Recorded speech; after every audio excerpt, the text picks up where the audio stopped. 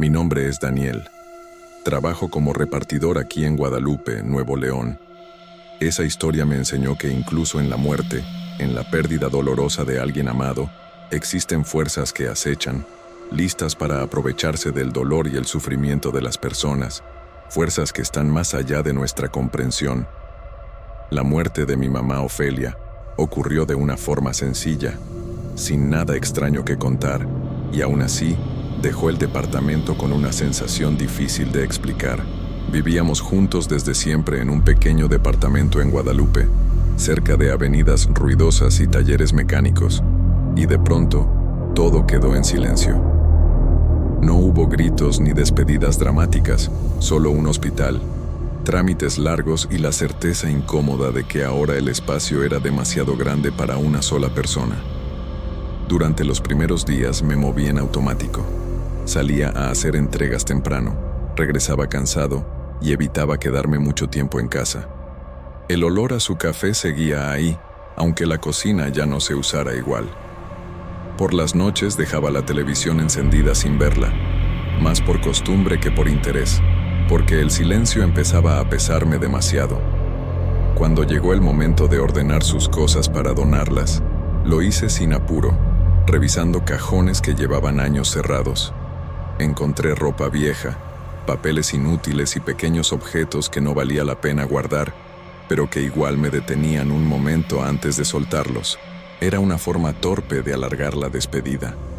En el fondo de un closet apareció una caja de cartón con polvo acumulado. Dentro estaba el teléfono de mesa que mi mamá usaba cuando yo era niño, uno pesado, de plástico amarillento, con el cable enrollado y rígido por el tiempo. Al verlo me vinieron recuerdos claros. Ella sentada cerca de la ventana, hablando despacio, bajando la voz cuando creía que yo no debía escuchar. El aparato no servía para nada, eso era evidente. Hacía años que no teníamos línea fija, pero aún así me costó meterlo en la bolsa de donación. Lo limpié un poco con un trapo húmedo y, sin pensarlo demasiado, lo dejé sobre la mesa de la sala, completamente desconectado, como si fuera un adorno fuera de lugar. Durante varios días no pasó nada. El teléfono estuvo ahí, inmóvil, mientras yo seguía con mi rutina. A veces lo miraba de reojo al pasar, más por nostalgia que por otra cosa. Me hacía pensar en una época en la que la casa siempre estaba ocupada, en la que yo no comía solo. Las noches seguían siendo las más difíciles. Me sentaba en el sillón con la espalda adolorida, escuchando el ruido lejano de los carros y los perros del barrio. El teléfono parecía un objeto más entre tantos, y nunca imaginé que algo tan común pudiera llamar mi atención de otra forma. En ese momento, lo único que sentía era cansancio y una tristeza tranquila, de esas que no hacen ruido.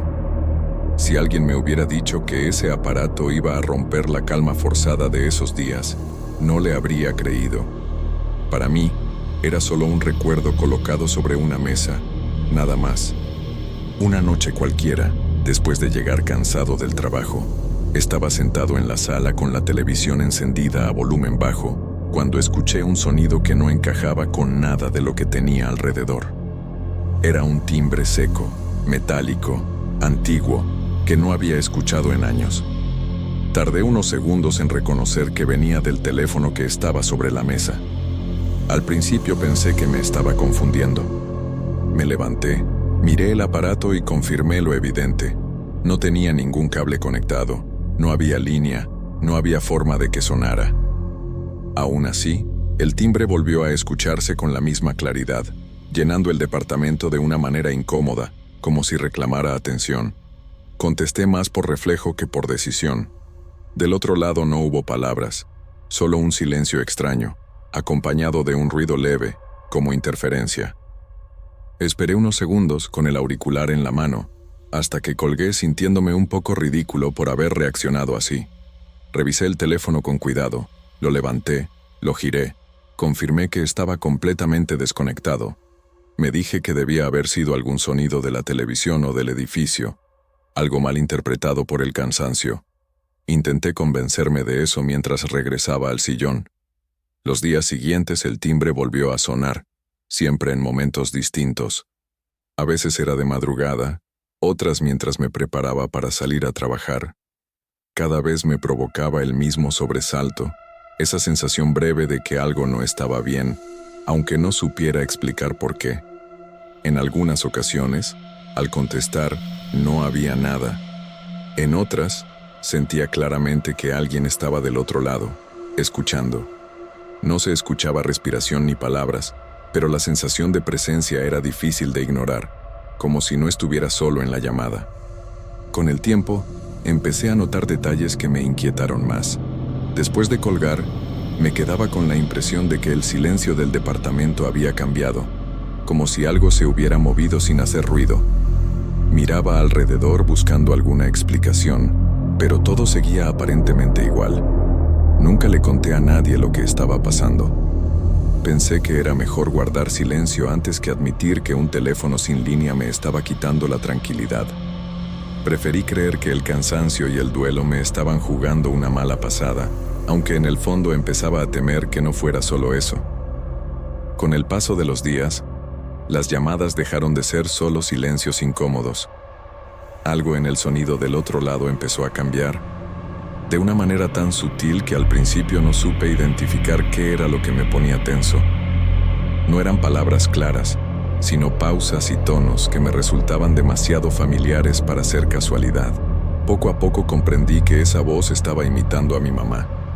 No lo hacía de forma directa ni exagerada, sino repitiendo detalles mínimos que solo alguien cercano podía conocer.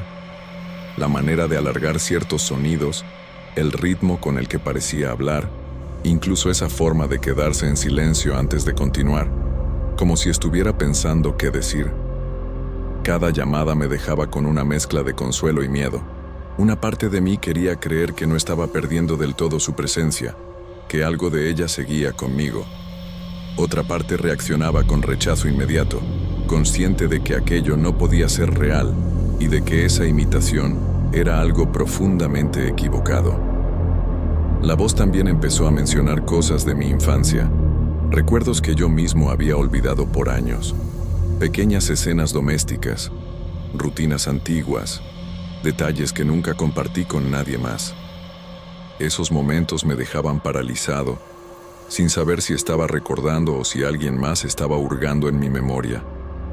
Además, la sensación de ser observado se volvió constante. Después de colgar, tenía la impresión de que alguien sabía exactamente dónde estaba yo dentro del departamento. A veces, minutos después de una llamada, notaba que había dejado una luz encendida o una puerta mal cerrada, detalles que no recordaba haber dejado así. Intenté alejar el teléfono de la sala. Lo llevé a la cocina, luego al cuarto, incluso lo cubrí con una toalla, como si eso pudiera servir de algo. Nada cambió. El timbre seguía sonando con la misma insistencia, como si el lugar donde lo pusiera no tuviera importancia. El cansancio empezó a afectarme en el trabajo. Cometía errores simples, me distraía con facilidad y sentía una presión constante en el pecho. Dormía mal. Despertaba varias veces en la noche convencido de haber escuchado el timbre, solo para encontrar el departamento en completo silencio. Para ese punto, ya no sabía si estaba enfrentando algo externo o si mi mente estaba quebrándose poco a poco. La nostalgia por mi mamá se había mezclado con un miedo difícil de describir, y esa confusión era lo que más me aterraba. Aquella noche regresé más tarde de lo habitual, agotado física y mentalmente.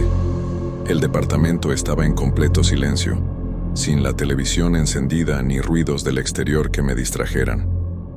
Apenas dejé las llaves sobre la mesa, el timbre del teléfono volvió a sonar, más claro que nunca, como si estuviera reclamando mi atención de forma deliberada.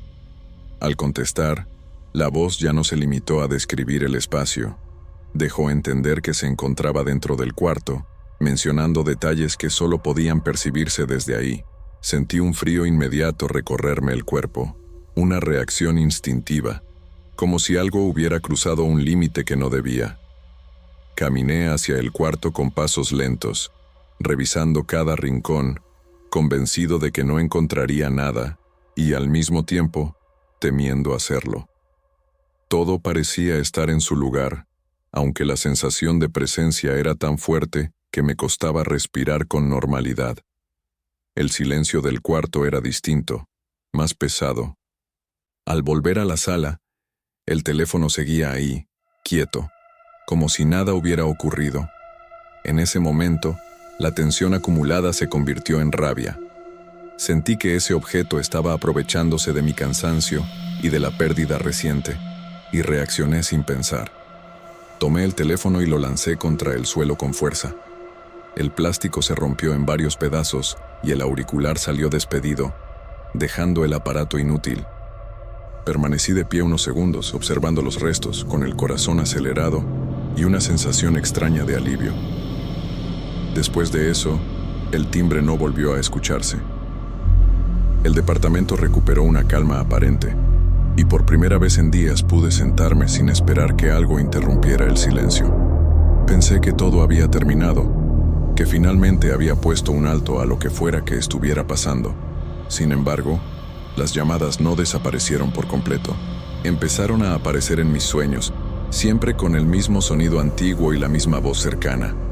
Me despertaba sobresaltado, convencido de haber atendido el teléfono, solo para recordar que ya no existía. Hasta hoy sigo evitando dormir con las luces apagadas. El silencio absoluto me incomoda más que cualquier ruido, y a veces siento que nunca estoy del todo solo. El teléfono fue solo el comienzo, y esa certeza es algo con lo que todavía tengo que vivir.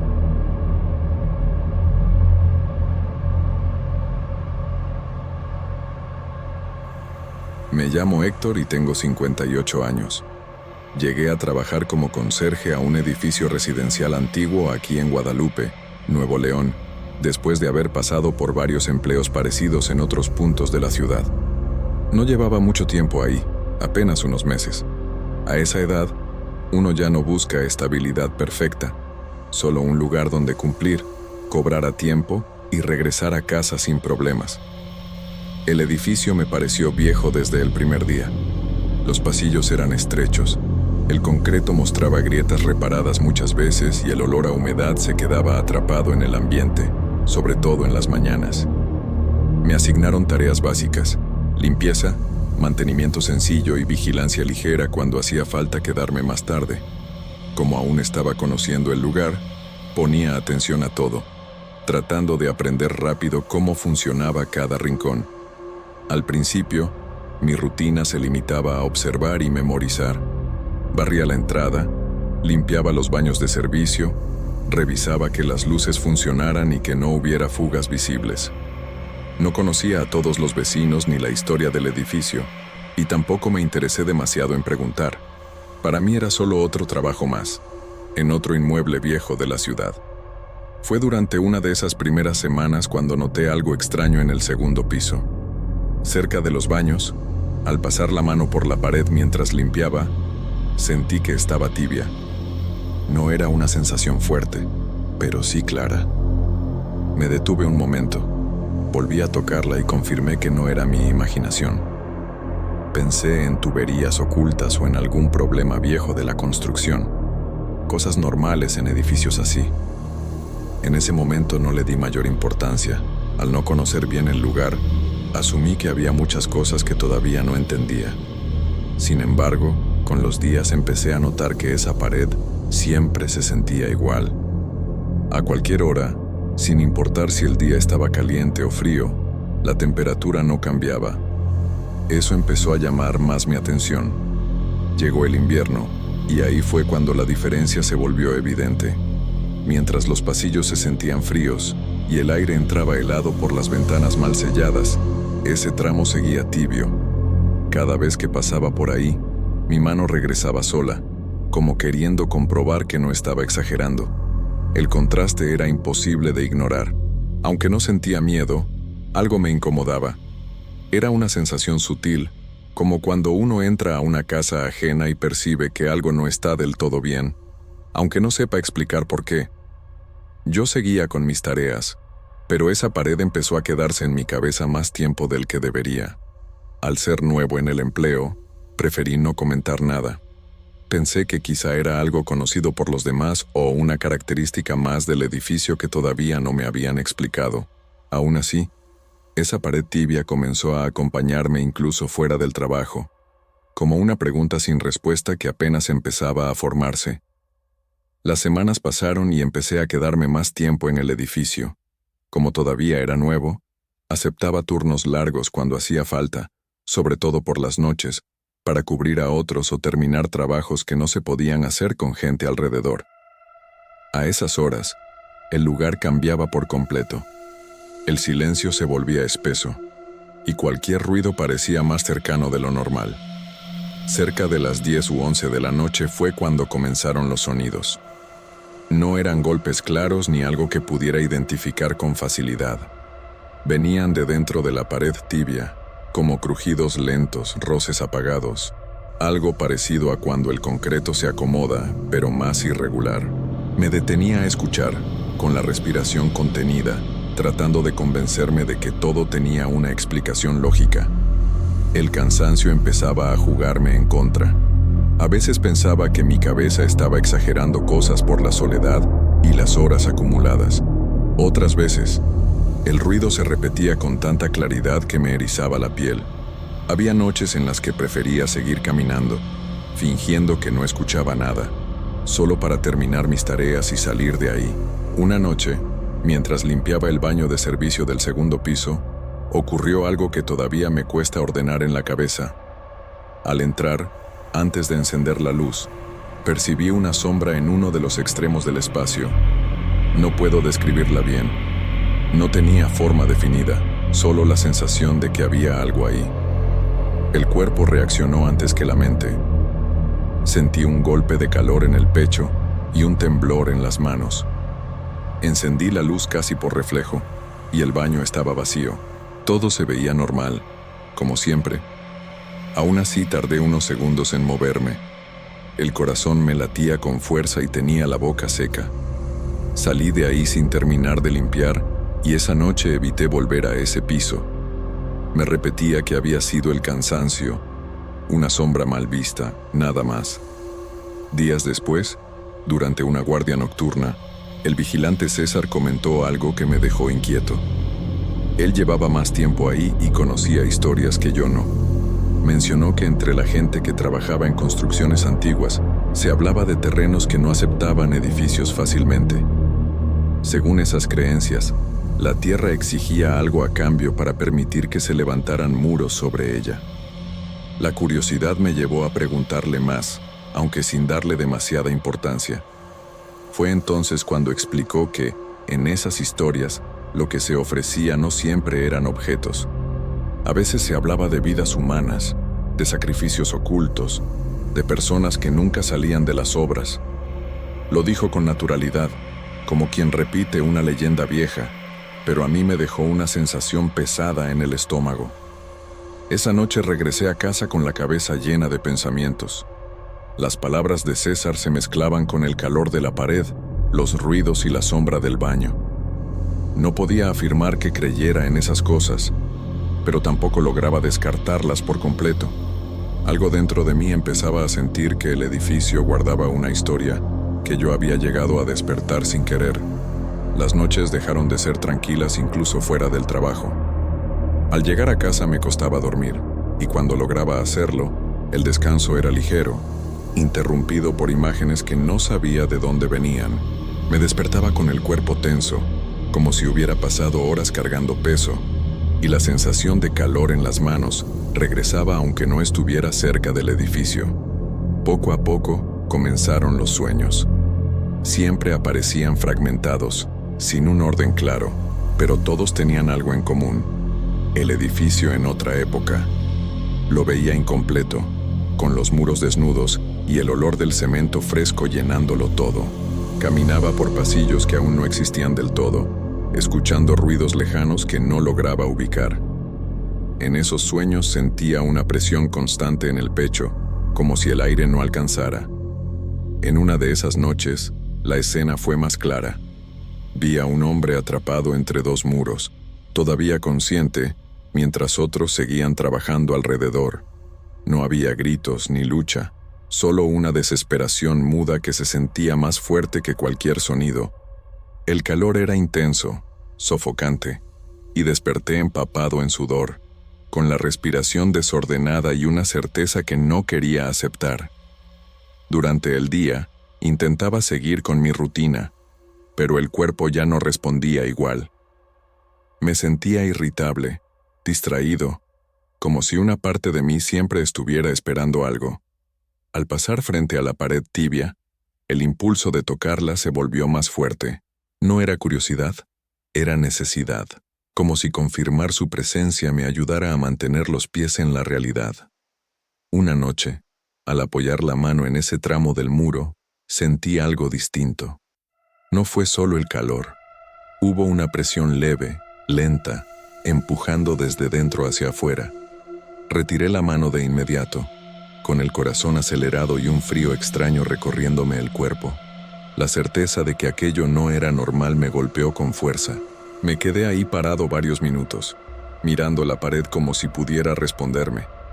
La mente buscaba explicaciones, pero ninguna encajaba con lo que había sentido.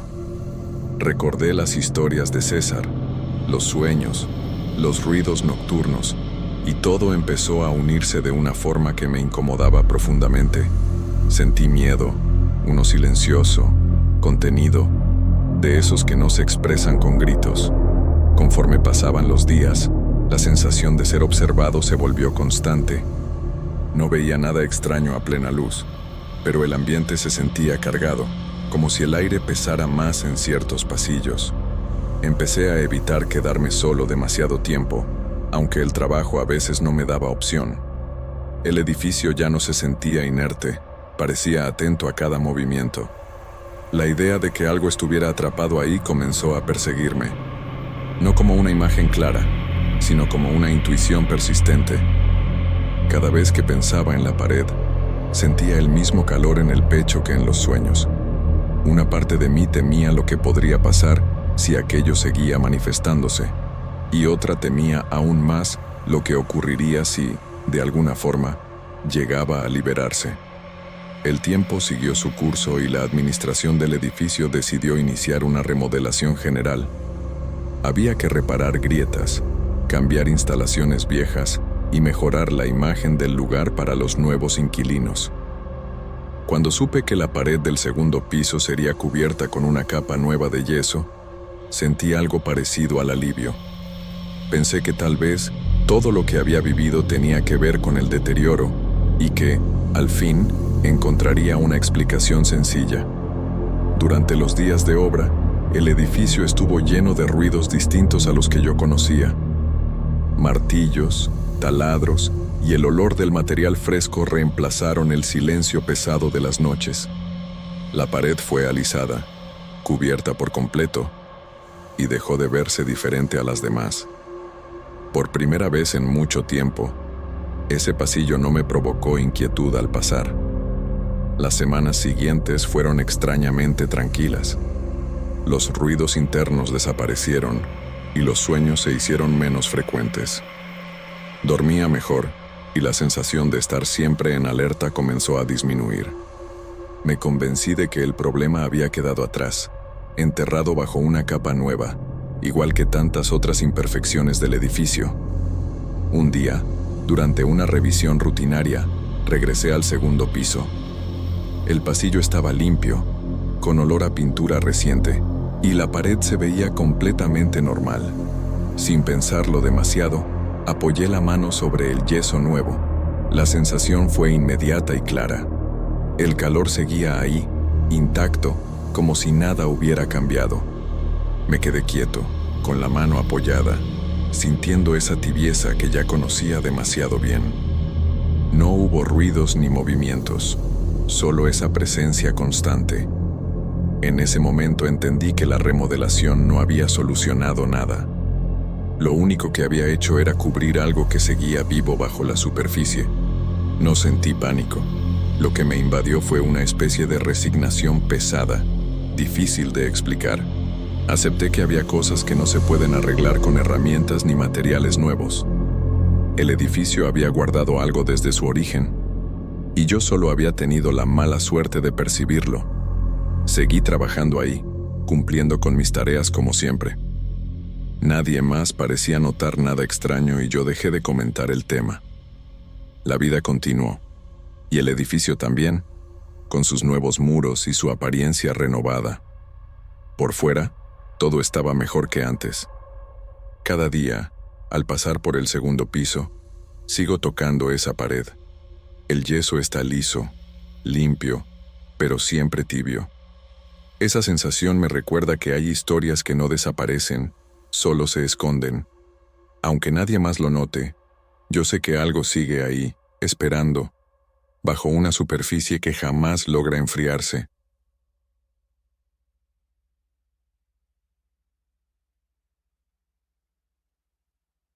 Soy Nima. Me mudé a Guadalupe, Nuevo León, a los 31 años, con la sensación de estar haciendo por fin algo práctico con mi vida. El trayecto a la nueva escuela sería más corto y la casa de mi novio quedaba a pocas calles. La vivienda que renté era antigua, de esas que todavía conservan muros gruesos y un patio pequeño al fondo. No era bonita, pero parecía sólida, silenciosa y, sobre todo, funcional. Para mí eso bastaba. Siempre he creído que una casa solo necesita orden para volverse hogar. Los primeros días los dediqué a acomodar todo con cuidado. Colocaba las llaves siempre en el mismo plato cerca de la puerta. Dejaba la bolsa colgada en el respaldo de la silla y organizaba mis materiales de trabajo por colores. Me tranquiliza saber dónde está cada cosa. Tal vez por eso noté de inmediato la primera ausencia. Una mañana, al salir apresurada, el llavero no estaba donde debía. Revisé bolsillos, cajones, la bolsa. Nada. Pensé que el cansancio de la mudanza me estaba jugando una mala pasada.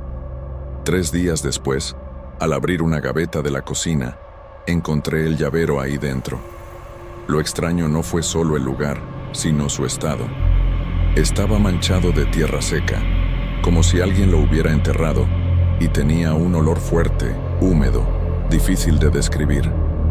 No era basura ni drenaje, era algo más denso. Lo lavé varias veces, con jabón y cloro, pero el olor tardó en irse. Aún así, me convencí de que había sido un descuido mío. Con el paso de las semanas, empezaron a desaparecer otras cosas pequeñas. Un anillo sencillo que usaba a diario, una peineta, una taza térmica que llevaba a la escuela. Siempre objetos que no hacían ruido al caer, cosas fáciles de tomar con una sola mano. Al principio, los buscaba sin demasiada ansiedad. Luego aparecían solos, días después, en lugares que yo estaba segura de haber revisado. Y siempre regresaban sucios, con restos de tierra en las ranuras, y ese mismo olor persistente que me provocaba náuseas. Empecé a sentir vergüenza de mi propia inquietud. No comenté nada con mis compañeros ni con mi novio. Me decía que sonaba ridículo, que era imposible que alguien entrara sin dejar rastro. Las puertas estaban cerradas, las ventanas aseguradas. No había señales de robo. Todo seguía en su sitio, excepto esos objetos que iban y venían como si la casa los estuviera moviendo por cuenta propia. La casa, además, tenía un olor constante a humedad que yo atribuía a su antigüedad. Ventilaba cada mañana, limpiaba los pisos con desinfectante y dejaba abiertas las ventanas siempre que podía. Aún así, ese aroma terroso aparecía de vez en cuando, sobre todo por las noches. No era intenso, pero sí lo suficiente para hacerme consciente de él cuando apagaba la luz y me quedaba en silencio. Recuerdo haber empezado a revisar mis rutinas con obsesión. Antes de dormir, dejaba todo acomodado, casi como un ritual. Me aseguraba de que cada objeto estuviera donde debía, como si eso pudiera evitar que desapareciera. A veces me despertaba en la madrugada con la sensación de haber olvidado algo importante, aunque no sabía qué. Era una inquietud vaga, pero constante. No sentía miedo todavía, al menos no de forma clara. Era más bien una incomodidad, una duda que se iba metiendo despacio. La sensación de que algo no encajaba del todo en esa casa, aunque no podía señalar exactamente qué. Me decía que era el proceso normal de adaptarse a un lugar nuevo, que pronto pasaría. Nunca imaginé que esos pequeños descuidos, esas cosas que parecían tan insignificantes, eran apenas el inicio de algo mucho más difícil de ignorar. En ese momento, todavía creía que todo tenía una explicación simple, y que bastaba con mantener la calma para que la vida siguiera su curso normal. Las primeras noches empecé a dormir mal sin darle demasiada importancia. Me despertaba varias veces, sudando, con la sensación de no haber descansado nada. Pensé que era estrés por el cambio de trabajo y la mudanza. Aún así, mi cuerpo se sentía distinto, como si hubiera pasado horas en un lugar incómodo. Me dolían los hombros, la espalda baja, y a veces despertaba con la garganta seca, como después de respirar aire pesado durante mucho tiempo. Los sueños comenzaron de forma confusa. No eran pesadillas claras, sino imágenes repetidas que se sentían más físicas que visuales. Me encontraba en un espacio oscuro y estrecho, tan reducido que apenas podía moverme. El aire era húmedo, y tenía ese mismo olor terroso que ya conocía de la casa. No veía paredes definidas, pero sentía la presión alrededor del cuerpo, como si el lugar se cerrara lentamente. Con el paso de las noches, apareció una figura en ese espacio. Era una niña pequeña, muy delgada, cubierta de suciedad seca que se le marcaba en la piel. Su ropa estaba rota y demasiado grande para su cuerpo. No hablaba, no hacía ningún gesto evidente. Solo se movía agachada, rascando el suelo con las manos, escondiendo cosas pequeñas en huecos que yo no alcanzaba a ver bien. Su respiración era pesada, irregular, como si estuviera enferma. Al despertar, me quedaba con una sensación extraña de tristeza y culpa, aunque no sabía exactamente por qué. Durante el día, esas imágenes volvían a mi mente sin avisar. En la escuela me costaba concentrarme. Perdía el hilo de las clases y me sentía irritable con facilidad. A veces, mientras explicaba algo frente al grupo, me llegaba de golpe ese olor imaginario a tierra mojada, y tenía que respirar hondo para no marearme. Los objetos siguieron desapareciendo. Un cuaderno de planeación que usaba todos los días no apareció durante casi una semana. Cuando lo encontré, estaba dentro del closet, en el piso, con varias hojas manchadas y arrugadas. Al tocarlo, sentí un escalofrío que no pude explicar. No era solo el estado del cuaderno, era la certeza de que no lo había dejado ahí. Empecé a revisar la casa de una forma casi automática. Cerraba puertas, empujaba ventanas, revisaba el patio antes de dormir. Aún así, cada ruido nocturno me ponía en alerta. El crujido de los muebles, el sonido del refrigerador, incluso el viento, todo parecía amplificarse cuando apagaba la luz. Me sentía observada, aunque nunca vi nada fuera de lugar. Los sueños se volvieron más claros y más pesados. La niña estaba cada vez más cerca de mí. Podía ver mejor su rostro, su piel manchada, las marcas oscuras en su cuerpo que parecían viejas heridas. En una ocasión, desperté con lágrimas en los ojos y una opresión fuerte en el pecho, como si hubiera pasado la noche encerrada sin poder respirar bien. Fue entonces cuando empecé a aceptar que ya no se trataba solo de distracción o cansancio. Algo estaba entrando en mi vida sin pedir permiso, mezclando mis días con mis noches, mis pensamientos con mis objetos más simples. Aún así, me aferraba a la idea de que debía existir una explicación lógica. No quería creer otra cosa. Todavía no estaba lista para hacerlo. La ausencia del relicario fue distinta desde el inicio. No era un objeto que yo usara todos los días, pero siempre sabía exactamente dónde estaba. Lo guardaba en una cajita de madera dentro del buró, envuelto en un pañuelo. Era algo íntimo, un recuerdo familiar que no tenía gran valor material, pero sí un peso emocional fuerte. Cuando abrí el buró y no lo encontré, sentí una inquietud inmediata, mucho más intensa que con las otras pérdidas. Pasaron los días y el relicario no apareció. Cada noche revisaba la casa con más desesperación, moviendo muebles, revisando cajas que ya había vaciado antes. El cansancio se me notaba en el cuerpo. Dormía poco y mal, y cuando lograba hacerlo, los sueños se volvían más densos. El espacio oscuro era cada vez más pequeño, y la niña estaba más cerca. Ya no solo escondía objetos, parecía protegerlos con el cuerpo, encogida, respirando con dificultad. Comencé a despertar con una presión fuerte en el pecho y una sensación constante de culpa. Durante el día, cualquier cosa me hacía llorar. Me sentía invadiendo algo que no me pertenecía, aunque no sabía explicar qué. La casa se volvió insoportable. El olor a tierra aparecía sin razón aparente, incluso después de limpiar. En ocasiones, al llegar del trabajo, sentía rechazo antes de cruzar la puerta, como si el lugar mismo me empujara a no entrar. Una tarde, al volver de la escuela, encontré el relicario en el suelo del cuarto. Estaba a la vista, como si siempre hubiera estado ahí. Al recogerlo, noté que estaba abollado, con la tapa torcida, y tenía manchas oscuras adheridas al metal. Eran secas, opacas, y no desaparecieron al limpiarlas. Reconocí ese color de inmediato, aunque me costó aceptarlo. El olor era más fuerte que nunca, penetrante, casi me hizo vomitar. Esa noche no pude quedarme sola con lo que estaba pasando.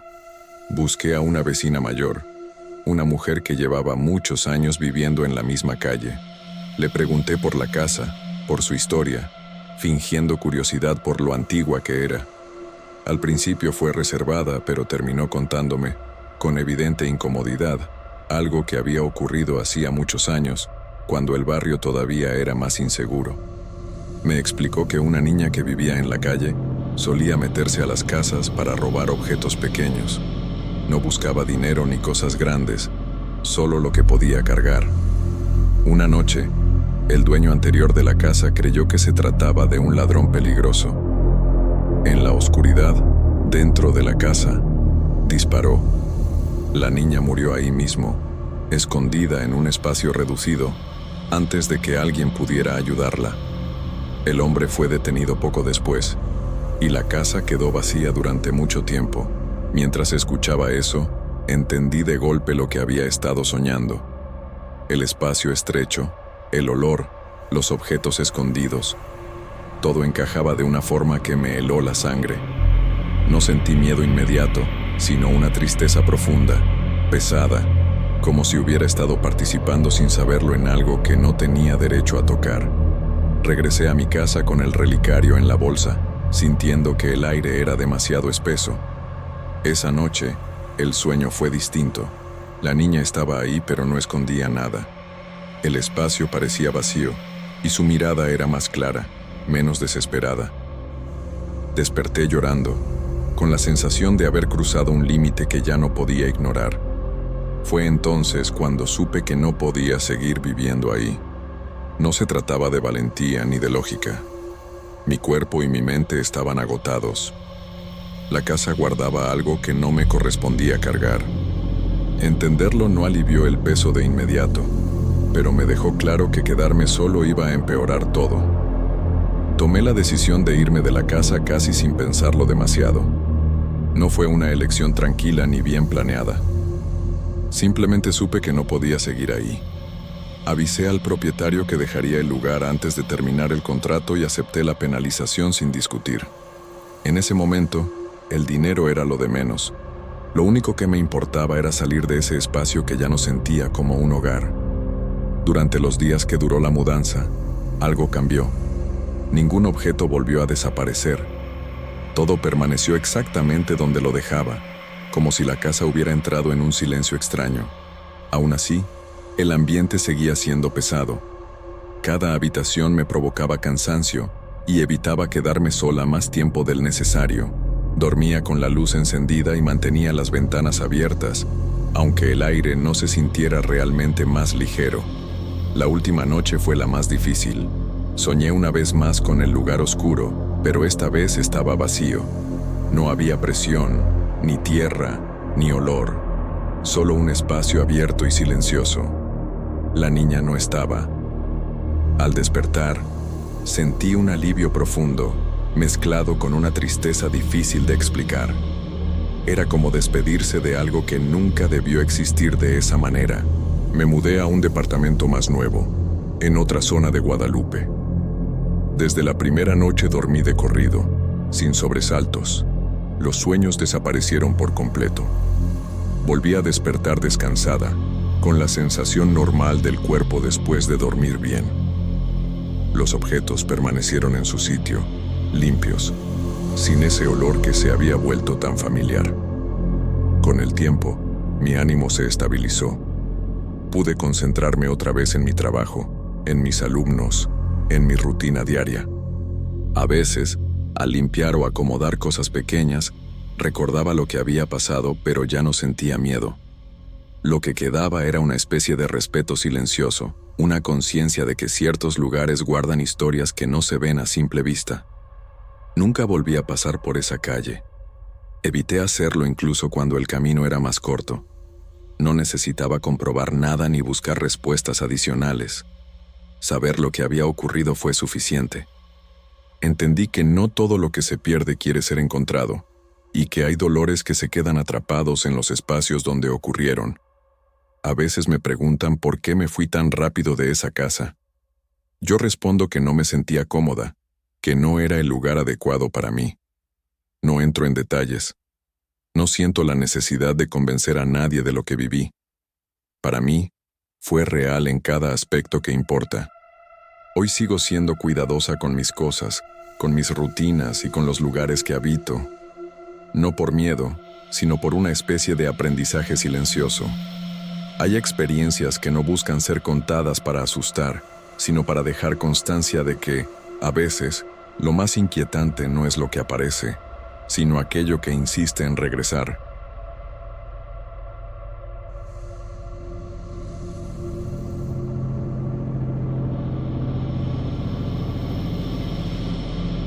Nunca pensé que comprar una casa pudiera cambiar la manera en que uno duerme, respira y hasta recuerda. Me llamo Ramón, tengo 47 años, soy albañil desde que era chamaco y siempre creí que las cosas se arreglan con trabajo, tiempo y paciencia. Cuando encontré esa casa abandonada en Guadalupe, Nuevo León, no vi un misterio, vi una oportunidad. Estaba barata porque nadie la quería, porque llevaba años cerrada, porque se caía a pedazos. Para mí eso solo significaba que podía arreglarla poco a poco y asegurar algo para mi familia. La casa estaba en una calle tranquila, de esas donde los vecinos se conocen desde hace décadas y las noches son silenciosas. Desde afuera no se veía tan mal, pero al entrar se sentía distinta. Las paredes estaban manchadas por la humedad, el piso levantado en algunas partes y el aire tenía un olor viejo, como a encierro prolongado. No me asustó. He trabajado en peores lugares. Pensé que con ventilación y reparaciones todo eso se iba a ir. Empecé a trabajar solo, como siempre me ha gustado. Quitaba escombros, levantaba muros caídos, revisaba el techo con cuidado. Arriba encontré vigas oscuras, madera vieja, clavos oxidados mal acomodados, como si antes hubieran sostenido algo que ya no estaba. No le di importancia. En casas antiguas siempre hay restos de cosas que nadie recuerda. Me concentré en lo mío, en avanzar, en no pensar demasiado. Las primeras noches regresaba a mi casa, pero después decidí quedarme a dormir ahí para ahorrar tiempo. Puse un colchón viejo en uno de los cuartos menos dañados. La primera noche casi no dormí, no por miedo, sino porque la casa hacía ruidos normales de estructura vieja. Crujidos, aire colándose por rendijas, nada fuera de lo común. Aún así, el silencio era pesado, como si la casa se quedara escuchando cuando uno dejaba de moverse. Fue al amanecer del tercer día cuando vi algo que no supe explicar. Salí al patio trasero para revisar una filtración y levanté la vista al techo. Ahí estaban, colgadas como si alguien las hubiera puesto con cuidado, varias prendas de ropa extendidas. Camisas, pantalones, un vestido. No eran nuevas, pero tampoco estaban sucias. Me quedé mirando un buen rato, tratando de entender cómo habían llegado ahí sin que yo lo notara. Pensé que tal vez algún vecino había subido por error, o que alguien se había metido de noche. No me gustó la idea. pero no vi huellas ni señales de forzamiento. Subí al techo más tarde ese mismo día y confirmé que no había escaleras, ni accesos fáciles desde afuera. Las prendas seguían ahí, moviéndose apenas con el viento. No sentí miedo todavía, solo una incomodidad difícil de explicar. Esa noche dormí intranquilo. Me desperté varias veces sin razón clara, con la sensación de que algo no estaba bien acomodado, como cuando uno deja una herramienta fuera de lugar. Aún así, el cansancio pudo más. Al amanecer siguiente, antes de bajar del cuarto, volví a mirar hacia el techo.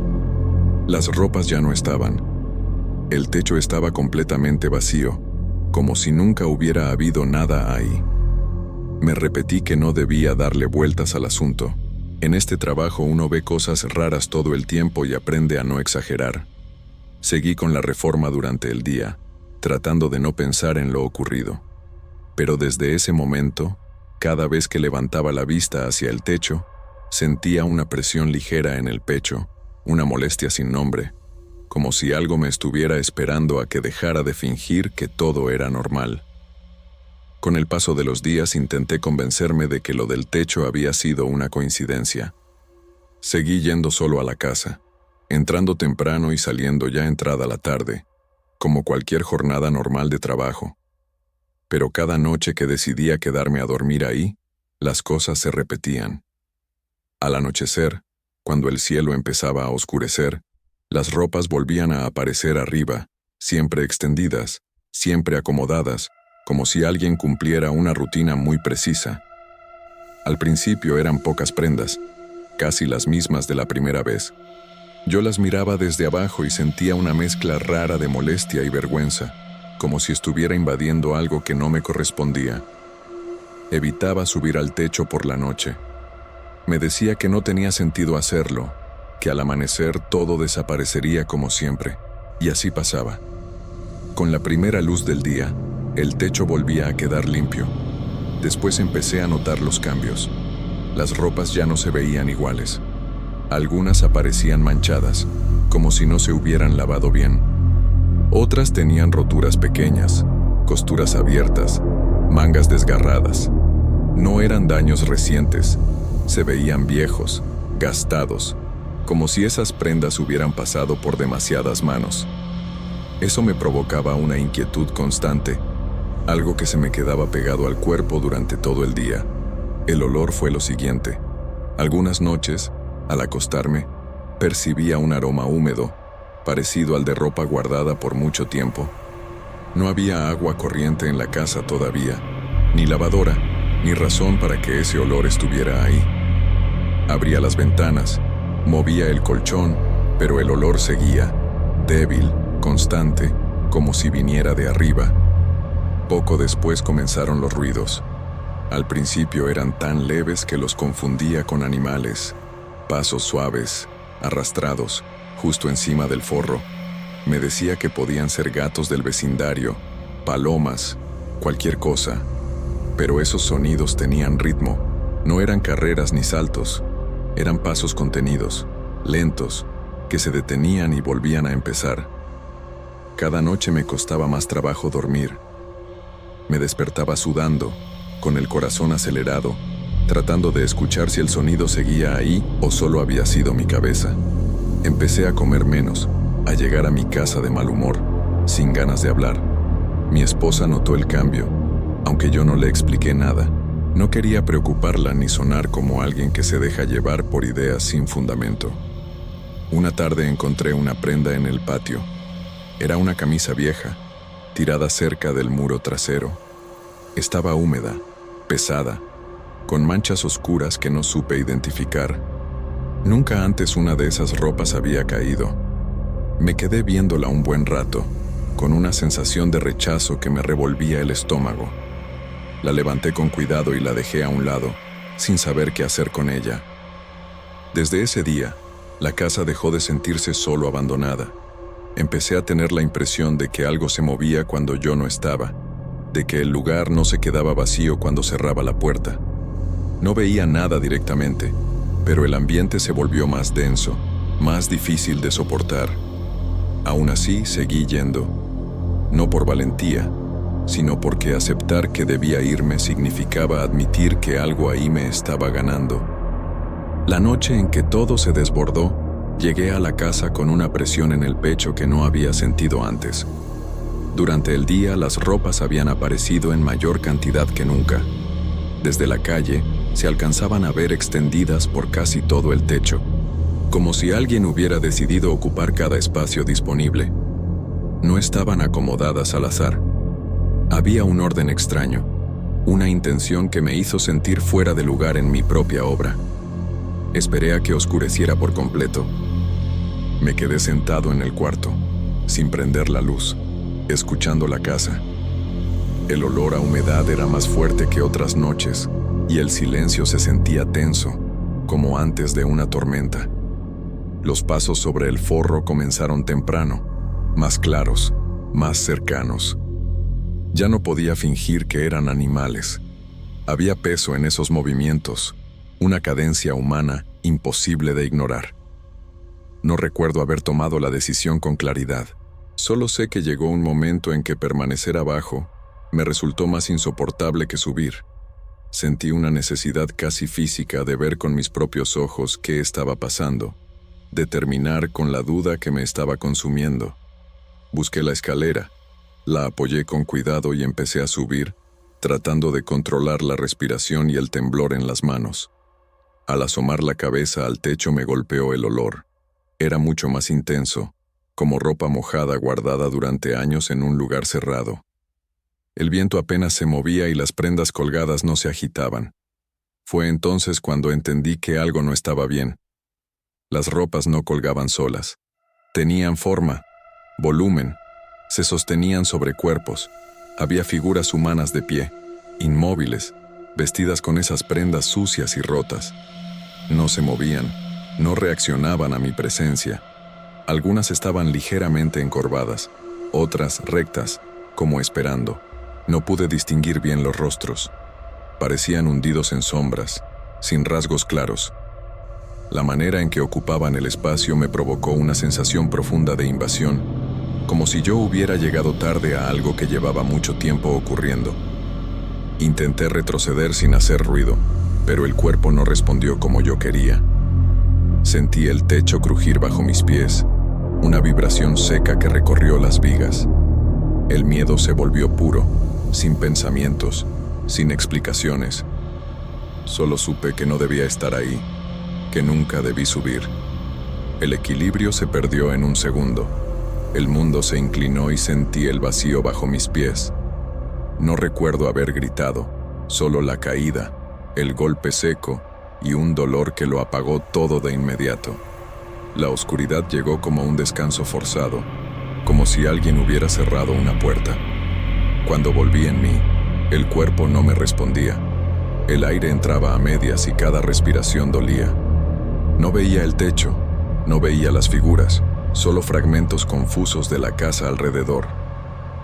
Antes de perder la conciencia otra vez, pensé que, pasara lo que pasara después, nada de eso se iba a quedar en ese techo.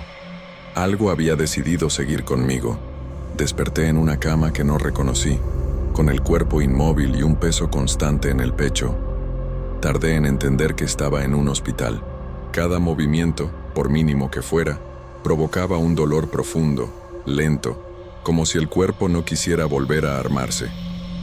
Supe después que la caída me había dejado varios huesos rotos y una larga lista de lesiones que, según dijeron, pude no haber sobrevivido. Los primeros días todo fue confuso. Me costaba distinguir entre lo que había pasado en la casa y lo que mi cabeza reconstruía mientras entraba y salía del sueño. Cuando intenté explicar lo ocurrido, me di cuenta de que no tenía palabras claras. Lo único que quedó registrado fue que había sufrido un accidente al revisar el techo. Nadie cuestionó esa versión. A fin de cuentas, para los demás, eso era lo más lógico. Durante la recuperación, ya en casa, la imagen de las figuras seguía regresando, no como una pesadilla exagerada, sino como un recuerdo fijo, silencioso. Empecé a preguntar con cuidado, sin levantar sospechas. Vecinos antiguos, conocidos del barrio, personas que llevaban toda la vida en Guadalupe. Al principio nadie decía nada concreto, solo comentarios vagos, miradas incómodas, silencios largos. Poco a poco, las piezas comenzaron a encajar. Antes de quedar abandonada, la casa había funcionado durante años como un refugio improvisado. Ahí llevaban personas que no tenían a dónde ir, gente enferma, sola, olvidada. No era un lugar oficial, solo una solución temporal que se volvió permanente. El cierre llegó de golpe, después de varias muertes que nadie supo explicar bien. El sitio quedó marcado y nadie volvió a habitarlo. Las ropas eran parte de esa rutina. Me contaron que las lavaban y las tendían en el techo por falta de espacio, noche tras noche, siempre igual. Cuando el lugar cerró, todo quedó ahí, interrumpido, sin despedidas. Entender eso no me trajo alivio. Al contrario, hizo que lo vivido cobrara un peso más real, más difícil de sacudirse. Nunca regresé a la casa. Los trámites para deshacerme de ella fueron largos y pesados, pero necesarios. Preferí perder dinero antes que volver a cruzar esa puerta. A veces paso por la calle de día y veo el techo vacío, quieto, como cualquier otro. De noche evito hacerlo. No necesito comprobar nada más. Mi familia notó el cambio en mí. Me volví más callado, más atento a los ruidos, a los silencios. Hay noches en las que despierto con la sensación de que alguien camina encima del techo de mi casa actual, aunque sé que no hay nadie. Me levanto, reviso, y todo está en orden. Aún así, el cuerpo no se tranquiliza de inmediato. No cuento esta historia para asustar a nadie. La cuento porque entendí que hay lugares donde el tiempo no avanza como debería. Espacios donde las costumbres se quedan atrapadas, repitiéndose, esperando. Yo tuve la mala suerte de meterme en uno de esos lugares y salir con vida. Desde entonces aprendí algo simple. No todo lo que está abandonado está vacío. Hay rutinas que no aceptan ser interrumpidas y presencias que no necesitan ser vistas para seguir ahí. Algunas cosas, aunque uno cierre la puerta y se vaya, nunca terminan de quedarse atrás.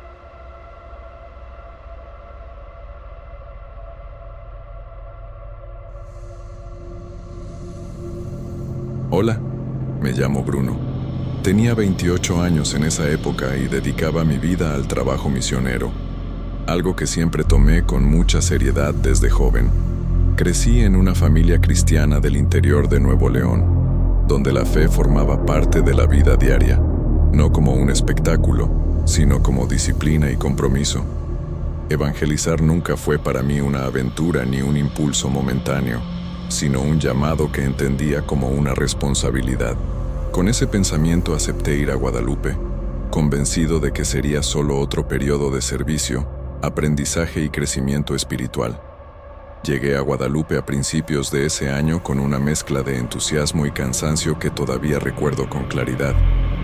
Venía del interior de Nuevo León, de un lugar donde las noches son silenciosas y uno puede reconocer los pasos de cualquier persona en la calle. La ciudad me recibió con ruido constante, camiones pasando incluso de madrugada y un calor que parecía quedarse atrapado entre las paredes. Aún así, sentía que estaba donde debía estar, convencido de que ese cambio formaba parte de algo mayor. Mateo llegó conmigo.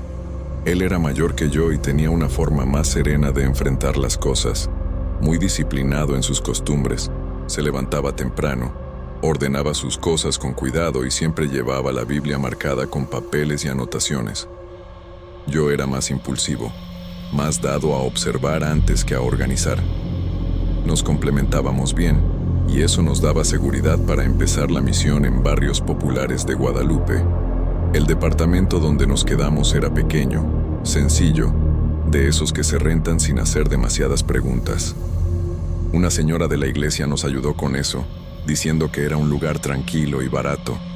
Estaba en un segundo piso, en una calle estrecha donde por las mañanas pasaban vendedores y por las tardes los vecinos sacaban sillas a la banqueta. Al entrar, sentí un olor a humedad vieja, no fuerte, pero persistente, como si las paredes hubieran absorbido demasiados años de encierro. La primera tarde la usamos para acomodar nuestras pocas cosas: un colchón en el suelo, una mesa pequeña, 2 sillas que rechinaban al moverse. Las ventanas daban a un patio interior casi sin luz, y al cerrar la puerta el departamento quedaba en un silencio raro, distinto al ruido de la calle. Pensé que era solo la falta de costumbre, esa sensación incómoda que aparece cuando uno duerme por primera vez en un lugar ajeno. Esa noche hicimos una oración sencilla antes de acostarnos, algo que para nosotros era completamente normal. Mientras orábamos, empecé a notar un sonido leve, como pasos lentos en el pasillo del departamento. No eran fuertes ni apresurados, más bien parecían arrastrados. Me convencí de que podían ser los vecinos o el edificio viejo acomodándose, pero aún así sentí cómo se me tensaban los hombros sin darme cuenta. Al terminar la oración, intenté relajarme. Fue entonces cuando escuché un golpe seco, seguido del sonido de algo cayendo al suelo. La Biblia que habíamos dejado sobre la mesa estaba tirada, abierta, justo frente a la puerta del cuarto. La levanté pensando que quizá estaba mal acomodada, aunque sabía que la mesa no se había movido. No le di mayor importancia en ese momento, pero la imagen se me quedó grabada. Intenté dormir, pero el descanso no llegó fácil. Cada ruido del edificio me despertaba, cada cambio de silencio me hacía abrir los ojos. Sentía el cuerpo pesado y la mente alerta, como si algo no terminara de encajar. Pensé en mi familia, en el camino que me había llevado hasta ahí, y me repetí que el miedo no tenía lugar en lo que estábamos haciendo. Cuando por fin amaneció, la luz gris entrando por la ventana me dio algo de alivio. Me levanté convencido de que todo había sido producto del cansancio y la adaptación al nuevo entorno. Sin embargo, mientras preparábamos el día, una sensación incómoda seguía presente, como una advertencia que no sabía interpretar, pero que ya había comenzado a acompañarnos desde esa primera noche en el departamento. Los días siguientes entramos de lleno en la rutina de la misión, caminando por calles que pronto se volvieron familiares. Guadalupe se mostraba distinta a cada hora. Por la mañana olía a café y pan dulce. Al mediodía el calor caía pesado sobre el pavimento, y por la tarde las familias salían a sentarse frente a sus casas. Ese movimiento constante me ayudaba a mantener la mente ocupada y a no pensar demasiado en la incomodidad que sentía cada vez que regresábamos al departamento.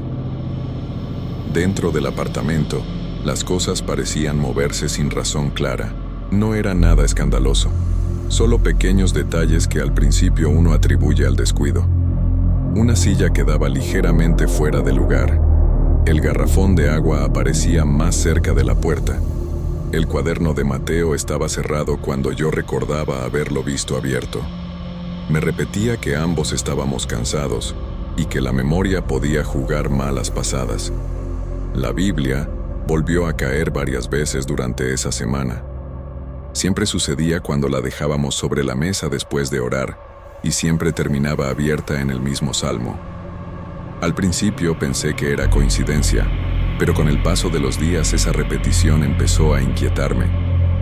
No sentía miedo inmediato, sino una incomodidad persistente, como si algo quisiera llamar nuestra atención de una forma muy específica. Por las noches, mientras orábamos, el ambiente cambiaba, el aire se sentía más pesado, y aparecía un murmullo bajo, casi imperceptible, que interrumpía mi concentración. No lograba distinguir palabras, pero tenía la certeza de que no provenía del exterior. Era como si alguien respirara muy cerca, esperando a que guardáramos silencio. Cada vez que terminábamos la oración, ese sonido desaparecía. Después de algunas lecturas bíblicas comenzó a surgir un olor difícil de ignorar. No era humedad ni basura de la calle, sino un aroma más fuerte, parecido a algo en descomposición. Aparecía de repente y se iba igual de rápido, dejando una sensación de náusea leve. Revisamos el departamento buscando la causa, pero no encontramos nada que lo explicara. Mateo empezó a verse distinto. Llegaba más cansado de lo normal. Sudaba frío por las noches y le costaba conciliar el sueño. Me daba cuenta de que algo le preocupaba, aunque no lo expresara con claridad. En sus descansos se quedaba mirando al vacío, como si repasara algo que no quería compartir del todo. Una madrugada lo vi despertarse agitado, respirando con dificultad. Más tarde entendí que estaba teniendo sueños repetidos, siempre con la misma sensación de opresión y una idea insistente de que el silencio era necesario. Aquello me inquietó más que cualquier ruido o movimiento, porque lo veía afectar a alguien que siempre había sido fuerte en su fe. A pesar de todo, seguíamos orando y leyendo, convencidos de que retirarnos tan pronto sería una forma de fallar. Sin embargo, en el fondo empezaba a sentir que el departamento reaccionaba a nuestras prácticas, como si cada oración provocara una respuesta. No sabía explicarlo con palabras claras, pero por primera vez me pregunté si estábamos realmente solos cuando cerrábamos la puerta por las noches. Con el paso de los días, el estado de Mateo empeoró de una manera que ya no podía atribuirse solo al cansancio. Se levantaba con el rostro pálido, los ojos hundidos y una expresión ausente que me inquietaba. Aunque intentaba cumplir con la rutina de la misión, su cuerpo no respondía igual, y había momentos en los que parecía desconectado de todo lo que lo rodeaba. Las noches se volvieron especialmente difíciles. Al cerrar la puerta del departamento, sentía una presión extraña en el pecho, como si el aire se comprimiera. Durante la oración, los murmullos regresaban, más cercanos que antes, casi rozando el oído. No distinguía palabras, pero la intención se sentía clara, como una interferencia constante que buscaba romper la concentración. El olor a descomposición ya no se limitaba a ciertos momentos. Aparecía en distintas horas del día, incluso cuando no estábamos orando. Era un olor que no se quedaba, pero que dejaba una sensación pegajosa en el ambiente, como si algo hubiera pasado por ahí y se hubiera ido. Me sorprendía conteniendo la respiración sin darme cuenta. Mateo empezó a enfermar de verdad. Tenía fiebre baja, escalofríos y una debilidad que lo obligaba a sentarse con frecuencia. Por las noches se movía inquieto, y más de una vez lo vi despertar sobresaltado, con el cuerpo rígido y la mirada perdida. Su respiración era agitada, como si acabara de huir de algo. Con el tiempo comprendí que los sueños se repetían. Siempre despertaba con la misma angustia, transmitiendo la idea de que algo exigía silencio absoluto. No hablaba de figuras ni imágenes claras, solo de una presencia antigua que no toleraba ser interrumpida. Esa insistencia me provocaba un miedo difícil de admitir, porque sentía que las oraciones estaban provocando una reacción. Empecé a dudar de mis propias percepciones. Me preguntaba si el estrés, el calor y la responsabilidad de la misión estaban afectándonos más de lo normal. Aún así, había momentos en los que la sensación era tan real que resultaba imposible ignorarla. El departamento ya no se sentía neutral, sino atento, como si respondiera a cada movimiento nuestro. Durante el día intentaba mostrarme firme, pero al caer la noche, el nerviosismo regresaba. Me sorprendía pensando en la posibilidad de irnos, aunque esa idea me llenaba de culpa. Abandonar el lugar se sentía como admitir una derrota, pero quedarnos parecía cada vez más peligroso para Mateo. Una noche, mientras intentábamos orar, sentí que el silencio se volvía pesado, casi agresivo. No había murmullos ni ruidos, solo una ausencia de sonido que resultaba más perturbadora que cualquier golpe. Era como si el departamento entero estuviera conteniendo la respiración, esperando algo de nosotros. Mateo apenas podía mantenerse de pie. Lo veía esforzarse por seguir, pero su cuerpo estaba cediendo. En ese momento entendí que la situación había superado lo espiritual y se estaba convirtiendo en algo físico y emocionalmente dañino. La preocupación por su salud comenzó a pesar más que cualquier otra cosa. Esa noche me quedé despierto observando el techo, escuchando cada crujido del edificio. Por primera vez acepté que no se trataba solo de miedo, sino de una advertencia clara. Sentía que el lugar no quería nuestra presencia y que, de alguna forma, seguir ahí estaba provocando algo que ya no sabíamos cómo controlar.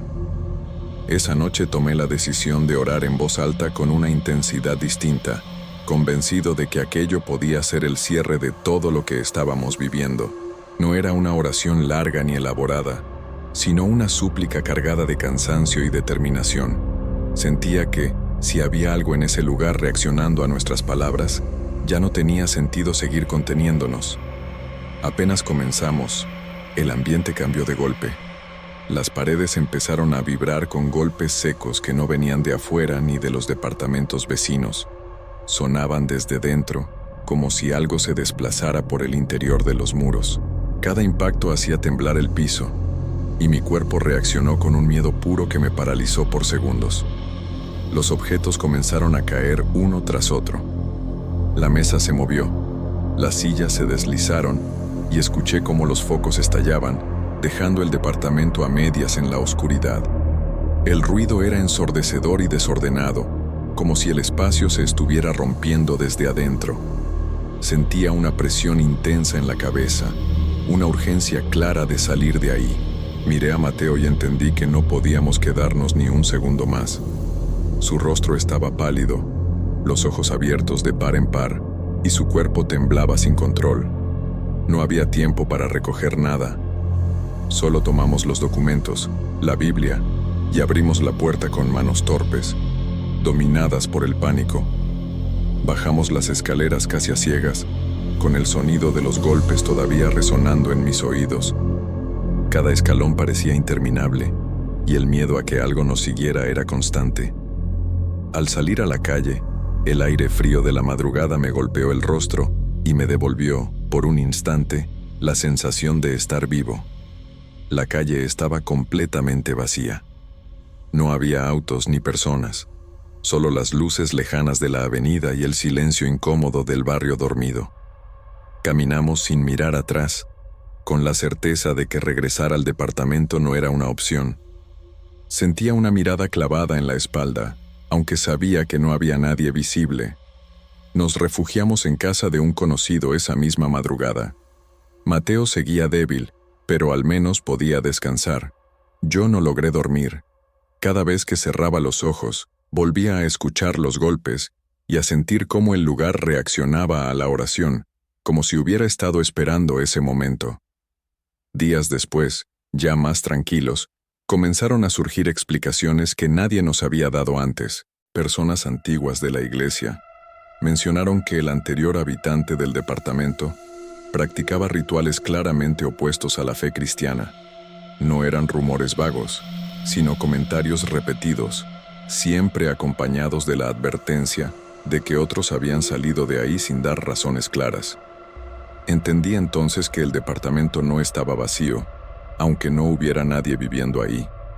Había sido usado para algo que dejó marcas profundas, difíciles de borrar. La idea de que nuestras oraciones despertaron algo que prefería el silencio empezó a tener sentido, aunque me resultara perturbadora. No volvimos a Guadalupe después de eso. No fue una decisión tomada por impulso, sino una conclusión inevitable.